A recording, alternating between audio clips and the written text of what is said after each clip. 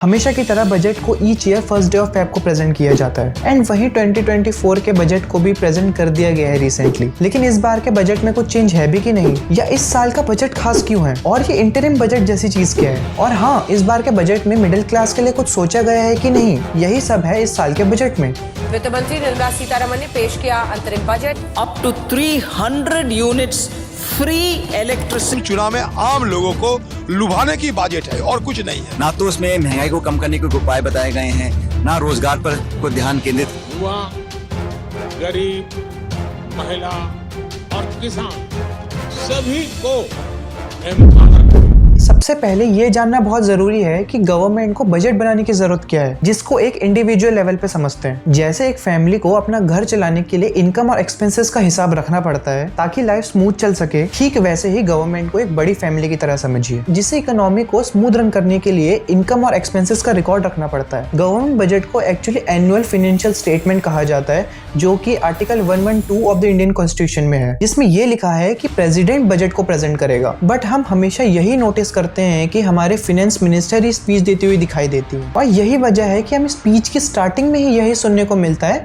कि on the behalf of the president इस budget को प्रेजेंट किया जाएगा। ऑल्दो प्रिपेयर करने का जो काम है वो मिनिस्ट्री ऑफ फाइनेंस का ही होता है। गवर्नमेंट का बजट हमें दो तरीके से देखने को मिलता है, फर्स्ट जो कि नॉर्मल ईयर में आता है, सेकंड जो कि इलेक्शन ईयर में आता है। एंड जो इलेक्शन में बजट प्रेजेंट किया जाता है उसे ही इंटरिम बजट कहा जाता है। इंटरिम बजट को एक तरीके से टेम्पररी बजट भी कह सकते हैं, जो कि रूलिंग गवर्नमेंट प्रेजेंट करती है जब तक इलेक्शन नहीं हो जाता। जैसे कि इस साल जनरल इलेक्शन की वजह से इंटरिम बजट को प्रेजेंट किया, बिकॉज ये सर्टेन नहीं होता कि नेक्स्ट इलेक्शन में यही गवर्नमेंट कंटिन्यू करेगी या नई गवर्नमेंट पावर में आएगी। एंड अगर न्यू गवर्नमेंट पावर में आती है तो प्रीवियस गवर्नमेंट का बजट नहीं, अपना न्यू बजट ही पेश करेगी। बजट प्रेजेंट करने से लेके इलेक्शन के रिजल्ट आने तक एक शॉर्ट ड्यूरेशन होती है, और उसी बीच करंट गवर्नमेंट को फंड्स की जरूरत पड़ती है अपने एक्सपेंसेस को मीट करने के लिए, बिकॉज वो अभी भी पावर में ही है। एंड इसीलिए इंडियन कॉन्स्टिट्यूशन में आर्टिकल 116 में वोट एंड अकाउंट का प्रोविजन है, एंड इसकी जरूरत हमेशा इलेक्शन ईयर में ही पड़ती है। अब आप जानते हैं कि अभी वोट एंड अकाउंट्स की जरूरत क्यों पड़ती है। वोट एंड अकाउंट्स में गवर्नमेंट को जो फंड्स हैं वो पार्लियामेंट से सैंक्शन कराने पड़ते हैं, जो कि एक फंड से पास होते हैं, जिसे हम कंसोलिडेट फंड ऑफ इंडिया भी कहते हैं। एंड वहीं अगर गवर्नमेंट को एक नॉर्मल ईयर में कंसोलिडेट फंड ऑफ इंडिया से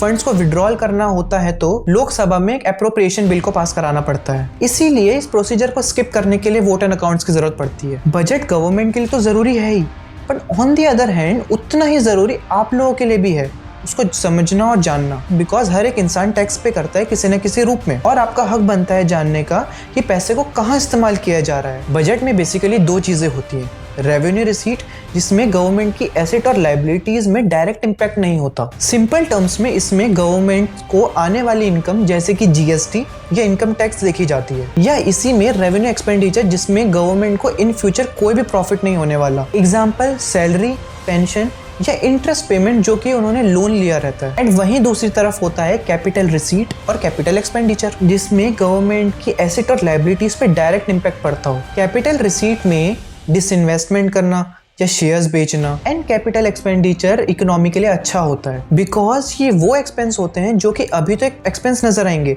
बट इन फ्यूचर गवर्नमेंट को इसी से रेवेन्यू आएगा। मतलब जितना ज्यादा कैपेक्स उतना ज्यादा ही इकोनॉमी में ग्रोथ और एम्प्लॉयमेंट होगी। इस बार के बजट को एक विकसित भारत का बजट कहा गया है, बट इसमें हमें कोई मेजर चेंजेस देखने को नहीं मिलते हैं। बट ऐसा क्यों, जबकि गवर्नमेंट को पता है कि इस साल इलेक्शन ईयर है ताकि वोट बैंक्स को बढ़ाया जा सकता है। Basically election commission of India के गाइडलाइंस के अकॉर्डिंग करंट गवर्नमेंट इलेक्शन के टाइम पे कोई भी रेवड़ी कल्चर को प्रमोट नहीं कर सकती, जिससे कि कॉमन मैन के वोट्स को ट्रैक किया जा सके। इस बार के बजट में टैक्स स्लैब को सेम रखा गया है जैसे कि पिछले साल था, जिसमें अप टू 7 लाख तक की जिसकी इनकम है उसको टैक्स नहीं देना होगा। डायरेक्ट बेनिफिट ट्रांसफर और किया जाएगा।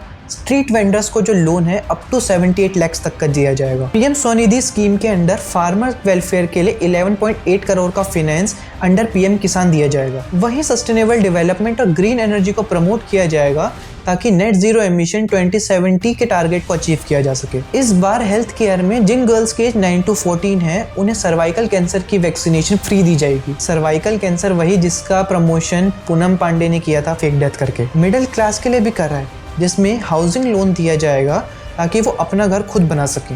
खाओ माँ कसम। इस सज्जन को क्या तकलीफ है भाई, और एज यूजुअल सबसे ज्यादा फंड मिनिस्ट्री ऑफ डिफेंस को गया है 62 लाख करोड़ का अपनी कंट्री की इंटरनल सिक्योरिटी के लिए। और वहीं ministry of road transport and highway को 2.78 crore and ministry of railway को 2.55 लाख करोड़ का बजट एलोकेशन किया गया है, बिकॉज 75 वंदे भारत ट्रेन को रोल्ड आउट किया जाएगा। इस बार कैपिटल एक्सपेंडिचर को बढ़ा दिया गया है, जो कि 10 लाख करोड़ का फंड एलोकेशन किया गया है इस बार। इतना होने के बाद भी गवर्नमेंट हमेशा बजट डेफिसिट में रहती है और इसी को पूरा करने के लिए गवर्नमेंट बोरिंग करती रहती है। क्या बजट सरप्लस गवर्नमेंट को रिसेंटली ही हुआ है? कमेंट्स में जरूर बताइएगा। वीडियो अगर पसंद आए तो उसे लाइक, शेयर और सब्सक्राइब कर दीजिएगा। मिलता हूँ मैं आपको नेक्स्ट वीडियो में, तब तक के लिए धन्यवाद। सी यू सून।